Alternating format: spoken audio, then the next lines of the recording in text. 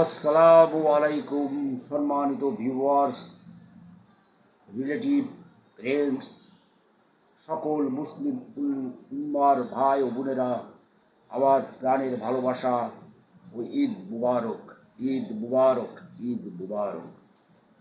মুসলিম বিশ্বে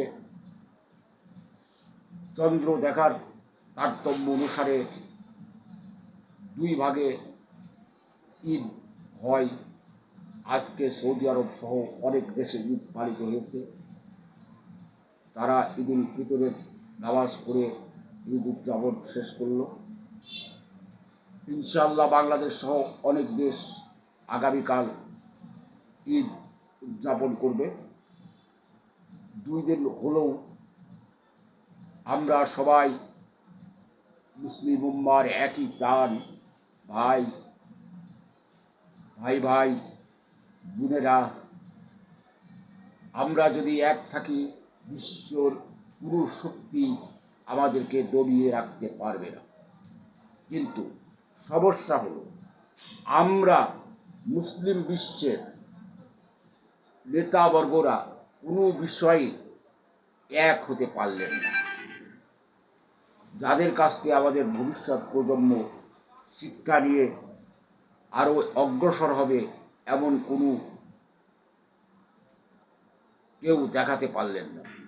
2-1 জন এসে হয়তো চেষ্টা করেছেন, কিন্তু সেই নেতার ভাগ্য চরম বিপর্যয় ঘটেছে, ঐক্য বিনষ্ট হয়ে গেছে। কারণ আমাদের ভিতর ঐক্য নাই। একতায় শক্তির বল। যদি আমরা এক থাকি, আমাদের কালেমা এক, আমাদের কোরআন এক, আমাদের সুন্নাহ এক, আমাদের নবী এক, কিন্তু আমরা শত বিভক্ত, বিভিন্ন দলে, বিভিন্ন জায়গায় বিভিন্ন কাম করে থাকি।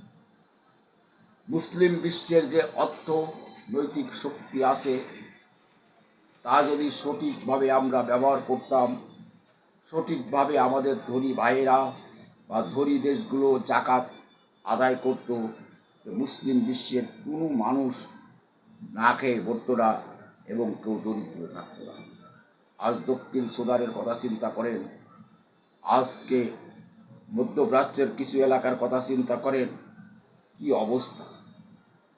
সেখানে কন্দন ছাড়া আর কিছুই শোনা যায় না। আপনারা সবাই ভালো থাকবেন। আমার তরফ থেকে ঈদ মুবারক, ঈদ।